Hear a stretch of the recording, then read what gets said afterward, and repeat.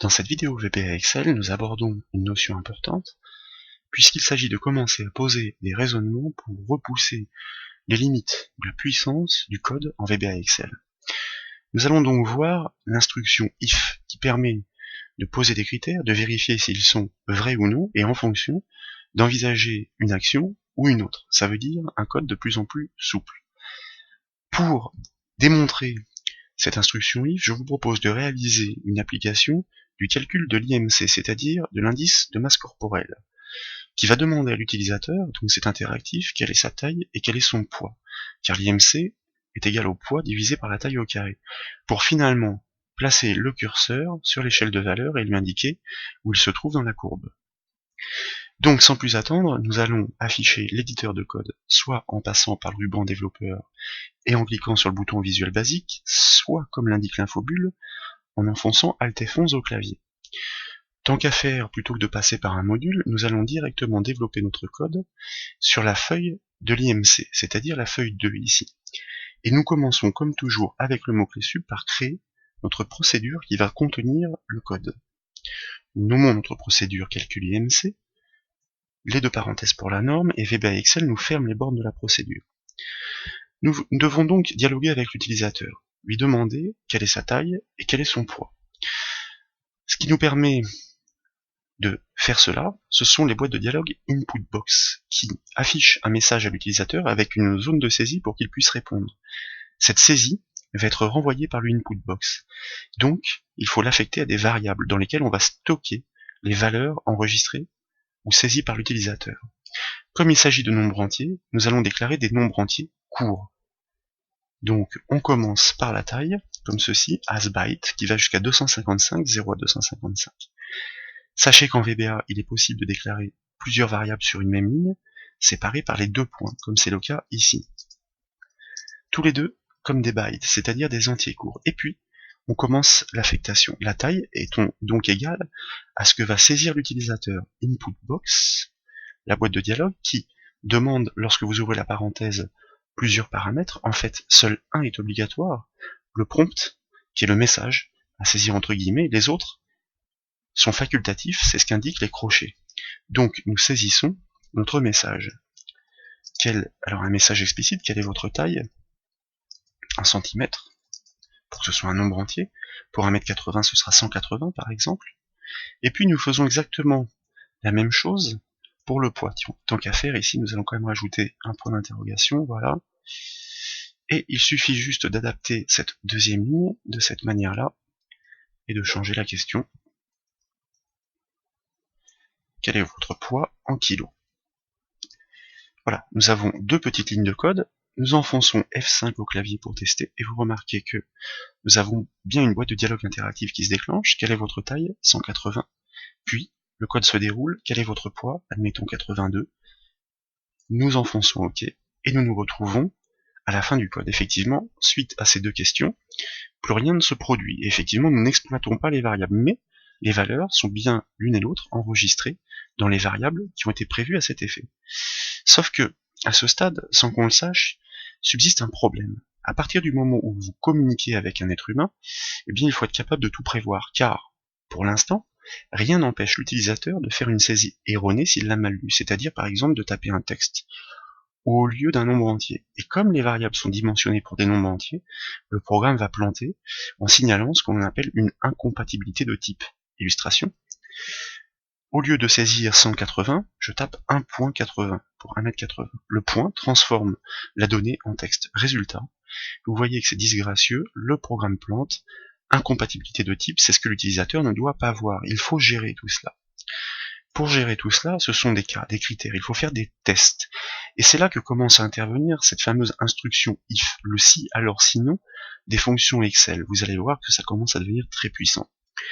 Tout d'abord, pour éviter que ça plante, nous allons stocker temporairement les valeurs saisies par l'utilisateur dans une variable qui peut contenir pratiquement n'importe quel type de données. Donc, nous allons déclarer une variable que nous appelons arbitrairement tampon pour y stocker dans un texte string ces valeurs. Pourquoi un string? Parce qu'un string peut stocker aussi bien un texte qu'un nombre réel, qu'un nombre entier. Il les transformera. Et puis, nous allons faire l'affectation temporaire, comme c'est le cas ici.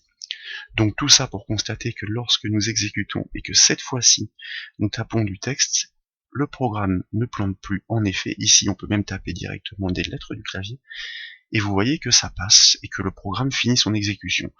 Bon, c'est très bien, ça ne plante plus, sauf que là, pour l'instant, c'est pas fonctionnel du tout. On ne sait pas du tout ce qu'il y a dans la variable tampon, si on peut faire le calcul ou non. Pour pouvoir faire le calcul de l'IMC, il faut s'assurer que ce qu'il y a dans la saisie de la taille et du poids sont bien des valeurs numériques, pour pouvoir faire la division. Eh bien, pour pouvoir faire ce test, c'est là qu'intervient l'instruction if, le si. Entre les parenthèses, il faut poser la condition, le critère. Le test consiste à savoir si ce qui est enregistré dans la fonction si, enfin dans la variable tampon, pardon, est bien numérique. Alors il faut que le test soit fait ici, surtout juste après la première saisie. Si la variable tampon est bien numérique, il y a une fonction VBAXL qui se nomme isNumérique, qui entre parenthèses n'attend qu'un seul paramètre, c'est la variable à tester. C'est un booléen cette fonction, elle renvoie un booléen. Ça veut dire soit vrai, soit faux. Si ce test est vrai, alors, ça ce sont les mots-clés de l'instruction if, et bien tout simplement, ça veut dire que la variable tampon est bien numérique, donc nous la stockons dans la variable taille. Ça, c'est une première étape. Sinon, mot-clé else de l'instruction if, sinon nous devons en avertir l'utilisateur. Il s'est trompé. Vous devez saisir votre taille en centimètres, en lui mettant un exemple.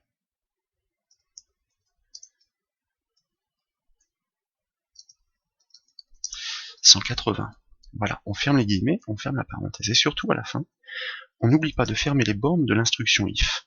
Toute instruction a des bornes, le with and with, le sub and sub. Un bon programmeur commence par ouvrir et fermer et écrire ensuite entre les bornes. On va tester tout ça. Si on exécute l'application et que on fait une saisie erronée que l'on valide, vous remarquez que le if se déclenche.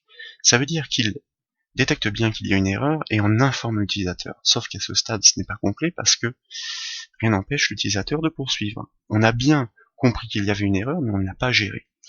En fait, non seulement il faut lui afficher le message, mais il ne faut pas le laisser poursuivre, il faut lui demander de reprendre la saisie. Ça veut dire qu'il faut le renvoyer ici. Pour le renvoyer ici, on va placer dans le code ce que l'on appelle une étiquette, que l'on nomme arbitrairement la taille, surtout suivie de 2 points. Et le mot-clé, dans le cas où le test n'est pas vérifié, qui permet au code de renvoyer l'utilisateur à l'étiquette nommée, c'est le goTo, en nommant l'étiquette par son nom, les 2 points étant importants. Regardez la différence. Je me trompe dans la saisie, je valide, je suis bien intercepté par le if, parce que le test numérique n'est pas vérifié, et du coup, je ne passe pas au poids, je reviens à la saisie de la taille, donc je suis obligé de corriger. Et je passe enfin à la saisie du poids. Donc là, c'est déjà beaucoup mieux. Ça veut dire que, pour la variable poids, il faut faire exactement la même chose, exactement le même test. Il faut juste adapter les instructions. En l'occurrence, si la variable tampon est numérique après la saisie du poids, à ce moment-là, on l'affecte à la variable poids. Ça, c'est très bien. Sinon, on doit en informer l'utilisateur. On va faire un message simple. On va lui dire qu'il doit saisir un nombre entier. Voilà. Ça, c'est pour le déroulement du programme. Sinon, eh bien, il faut qu'il retourne à la saisie du poids. Donc, on va créer une autre étiquette qui va permettre le renvoi, suivi des 2 points, comme ceci. Dans le else, c'est-à-dire quand le critère n'est pas vérifié. On teste. Le premier, on sait que ça marche. Non, on tape une bonne valeur. Et quand on arrive au poids, on va taper volontairement du texte, comme ceci. Notre code va déceler qu'il y a une erreur, vous devez saisir un nombre entier, nous renvoie à la saisie du poids, et cette fois-ci on a le droit de passer. Voilà, à ce stade, grâce à la fonction si, vous voyez qu'on a commencé à poser notre premier raisonnement, c'est-à-dire des critères à vérifier, nous avons bien structuré notre code qui est beaucoup plus propre et donc du coup beaucoup plus fonctionnel pour une application à livrer à des utilisateurs. Quand on arrive ici, si tout ce code est passé, ça veut dire qu'on a bien enregistré et la taille en numérique et le poids en numérique. Donc on peut faire le calcul de l'IMC. C'est une division, donc ce sera un réel. On va commencer par déclarer notre variable IMC comme un réel. Tant qu'à faire, un réel double, pour avoir un plus grand nombre de décimales. Ici, on va faire le calcul de l'IMC. Alors, il y a des notions de dépassement de capacité sur lesquelles nous reviendrons plus tard, qui vont nous obliger ici à décomposer le calcul. Plutôt que de faire poids divisé par, entre parenthèses, taille fois taille, nous allons devoir décomposer sur deux lignes, on reviendra sur ces notions plus tard, le calcul, c'est-à-dire que dans un premier temps on divise par la taille, et ensuite on dit que l'IMC est égal à lui-même divisé de nouveau par la taille, c'est-à-dire après le premier calcul, ce qui correspond bien au final au calcul du poids divisé par la taille au carré. Lorsque on veut tester le résultat de ce calcul, eh bien on utilise un MSGBox par exemple pour savoir ce qui est contenu dans cette variable. Partons sur des valeurs qui sont toujours les mêmes pour tester. 180 cm pour 82 kg, admettons. Vous voyez que le résultat qui est rendu est difficilement lisible pour deux raisons. La première, c'est qu'il est très petit, 10 puissance moins 3. Et la seconde, c'est qu'il a beaucoup trop de décimales. Il va donc nous falloir pallier ce problème. Pour le ramener sur notre échelle de valeurs, de 18 à 30 environ, on doit commencer par multiplier ce résultat par 10 000. Ça, c'est une chose, et on y verra plus clair.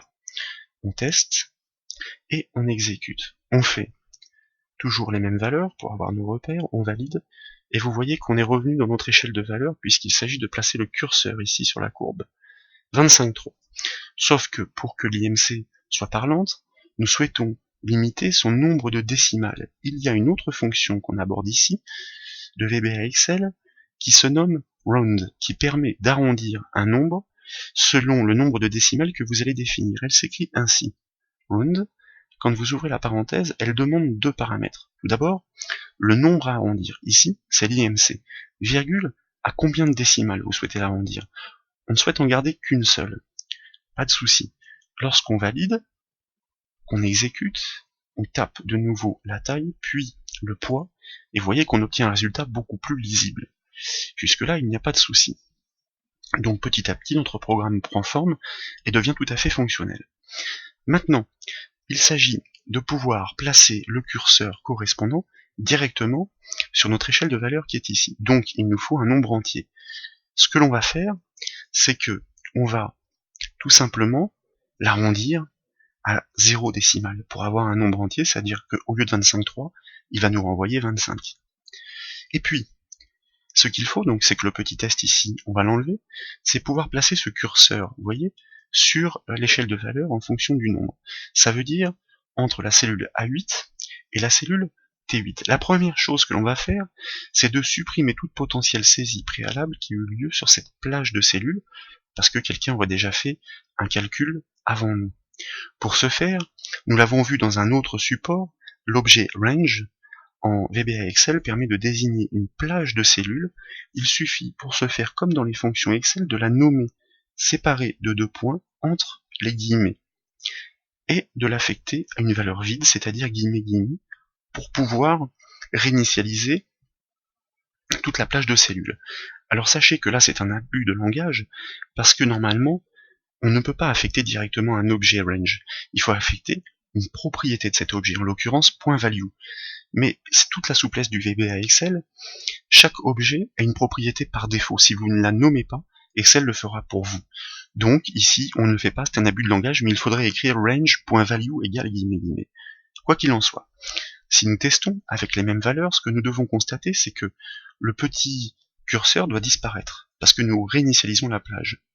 Si nous revenons, c'est parfait, il a bien disparu. Donc derrière, ça veut dire que nous pouvons y placer notre curseur. Le principe ici est d'utiliser un autre objet qui désigne une cellule en particulier en fonction de son indice de ligne et de colonne, l'objet cells, pour dire que sur la ligne 8, en fonction du numéro de colonne, on va y placer le curseur, qui est le curseur de la cellule Z4. Sauf que, vous voyez par exemple, le 25, en réalité, se trouve en colonne 1, 2, 3, 4, 5, 6, 7, 8. 25 moins 8, il y a 17 d'écart. Pourquoi? Parce que les valeurs commencent à 18 pour la colonne 1. Ça, il faut l'incorporer dans notre calcul pour pouvoir y placer le curseur en fonction de la valeur de l'IMC. C'est très simple.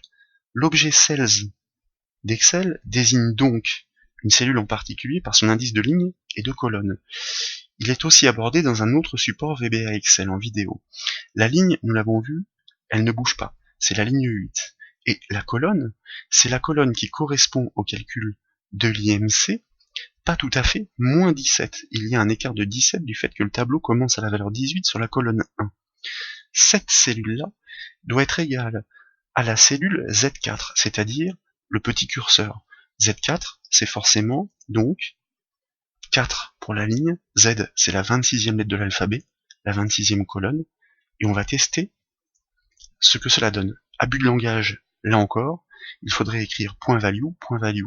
Ce sont des propriétés d'objets que l'on affecte. Par défaut, dans VBA Excel, la propriété de l'objet cells est value. Si nous faisons F5, toujours avec les mêmes valeurs, vous voyez que, cette fois-ci, si on revient, et voilà, notre curseur est placé exactement à 25. Donc en plus, c'est visuel. Il y a une petite chose embêtante, c'est que comme on exécute le code depuis l'éditeur, à l'issue, on revient sur l'éditeur. On va pallier le problème ensuite. Ce qui serait intéressant quand même, c'est de pouvoir afficher un message à l'utilisateur pour lui dire si son poids est normal, s'il est en surpoids ou en obésité. On va encore utiliser l'instruction if. Si c'est inférieur à 25, inférieur ou égal, il est bien. Entre 25 et 30, il est en surpoids. Au-delà de 30, il est en obésité. Donc c'est encore une fonction si, mais cette fois-ci avec 3 actions. 3 actions, ça veut dire qu'il nous faut une condition supplémentaire.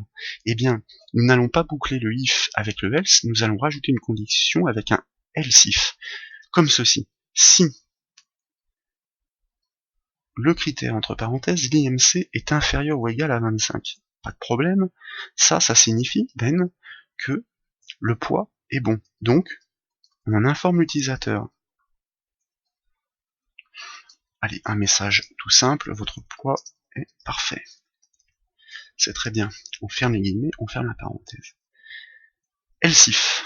Else if, parce que tout simplement ce n'est pas fini, puisqu'il y a encore 2 autres possibilités. Donc on rajoute un critère. Else if, on ouvre la parenthèse. L'IMC est compris entre 25 et 30. Le compris entre ne s'exprime pas. Il se déduit. On va l'écrire comme ça. Pourquoi?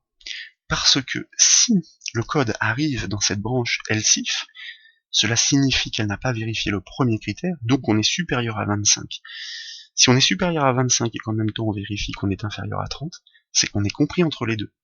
Donc, tout par déduction. Ça veut dire que l'ordre des critères est très important dans l'enchaînement des instructions de la fonction if. Donc là, vous êtes en surpoids. Alors, vous êtes en surpoids. Ok, on a notre deuxième message. Et enfin, le dernier else, dernière branche, qui lui sous-entend tout simplement que ni le premier critère n'est vérifié, ni le deuxième, donc nécessairement on est supérieur à 30, donc on est en état d'obésité et on le dit à l'utilisateur.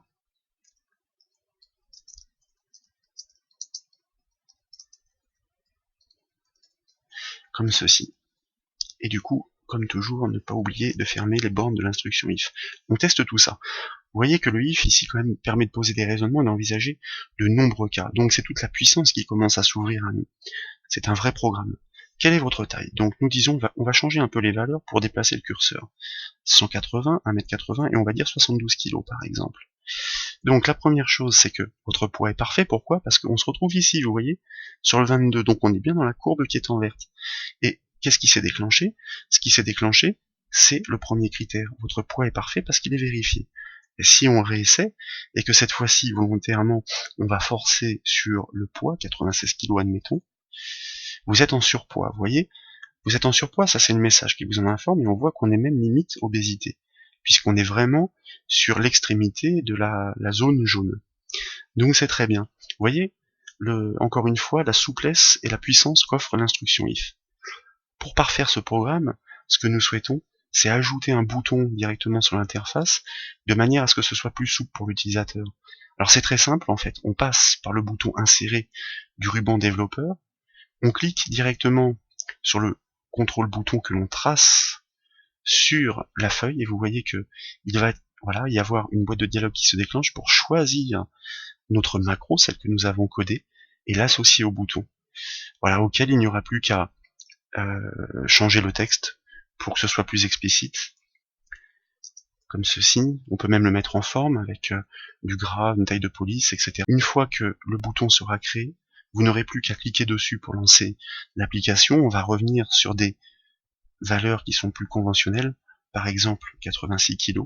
Et donc on a bien notre message, vous êtes en surpoids, vous voyez, Le curseur qui se déplace, c'est parfait, c'est visuel, et surtout on reste sur la feuille puisqu'on a démarré le code depuis la feuille. Voilà pour cette vidéo sur la présentation des instructions if qui apportent de la puissance. Si elle vous a plu, n'hésitez pas à ajouter un petit j'aime sur la vidéo YouTube et à aller voir tous les renseignements complémentaires sur le site bombage.fr.